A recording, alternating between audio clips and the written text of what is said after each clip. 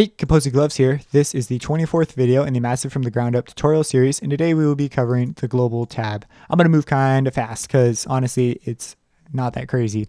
So you go over here to the initialize. First, to get to it, you go to global. Boom, you're in your global tab.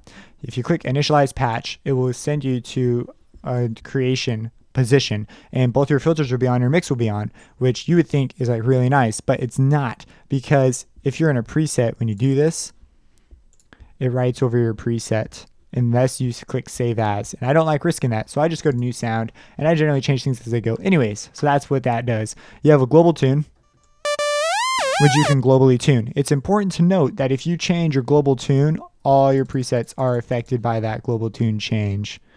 So double click to go back to 0, and that may be useful if you're working in a different key or for whatever reason you want to do that. You also have your preset BPM.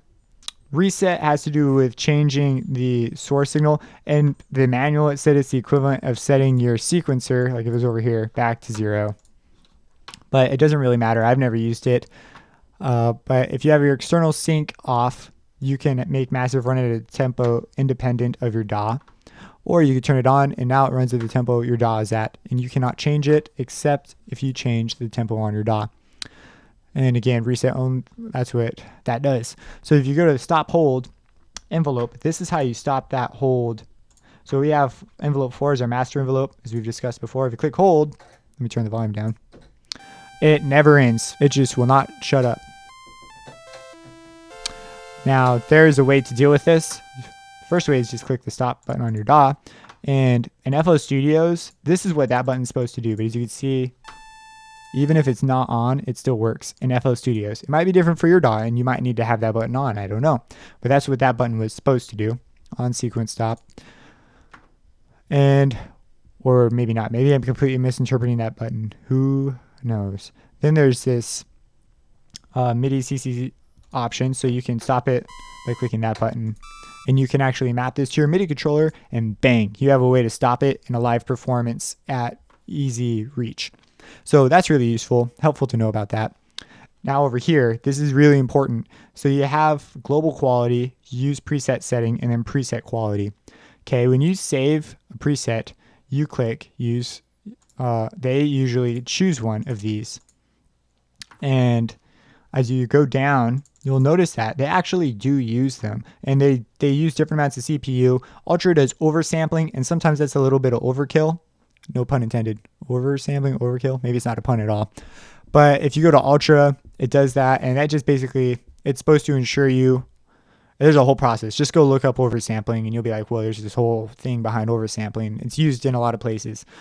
But some people don't use it. And if you decided for whatever reason to go to Ultra on your global quality, because I've seen tutorials that literally have like said, oh yeah, just do this or do that. And I'm like, no, that's not what that does. You'll notice that all your presets are now on Ultra or higher eco or whatever you set. So just keep in mind that, and that could suck up CPU that just doesn't need to be sacrificed. So that's what that does. Now, this is pretty cool. You have this randomize setting. And again, I may have different percentages than you, because if I have changed the percentages, those percentages will stay changed until I change them again in Massive, at least in the same instance. I have not tested this out and opened a new instance of Massive and looked to see if they were different or back to the default 30, 30, 30, 30, probably.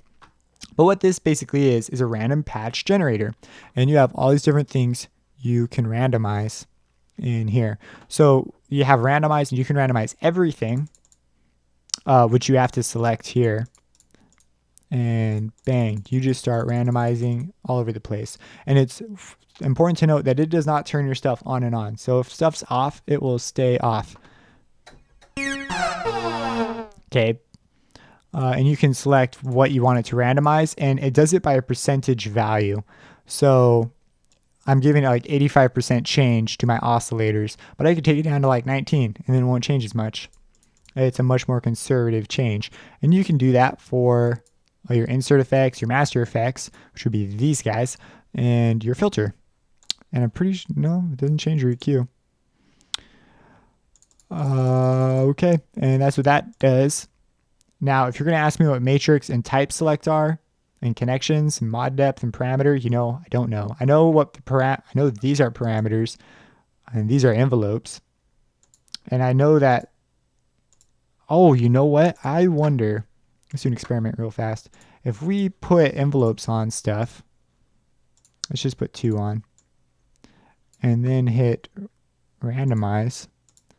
It changes. Oh man, it changes our envelopes. It changes. So you have to put the envelopes in for the envelopes to take effect. Interesting note. And it even links them in the macros for you. So maybe that's what connections is. It changes the connections down here against the parameters up here. The mod depth has got to be this thing. So that's what that is. Type select is probably the type of envelope you're using, whether it be an LFO or a stepper or something. I don't see the LFOs changing, so I don't think that's necessarily what it is, but I think it does change which envelope. And the matrix, you got me on the matrix still. Not totally sure. Maybe it's the keyboard tracking or something. But anyways, that's what that is. And again, I already talked about the percentages, but you can randomize just the oscillators or just the filters or just the insert effects or just the master effects, as you can see. And you can actually keep, so let's say, as you can see, it's messing with the pitch over here. And let's say we don't want it to change the pitch because that could get messy really fast. So we could just select keep oscillator pitch. And as we change our oscillators, watch the pitch doesn't change. So that could be important when you're doing this because this can produce some pretty cool results. You may have downloaded a sample pack where all they did was literally that and you've been duped. I don't know. I haven't done that to you, just so you know. I may in the future, but I haven't done it yet. And now also you have these copy settings. So let's say you accomplish some portion of this that you really like, or maybe the whole patch, which I don't understand why you would do this, but you might want to. You could click copy all, go to a new sound, and click paste all, and your entire patch is back.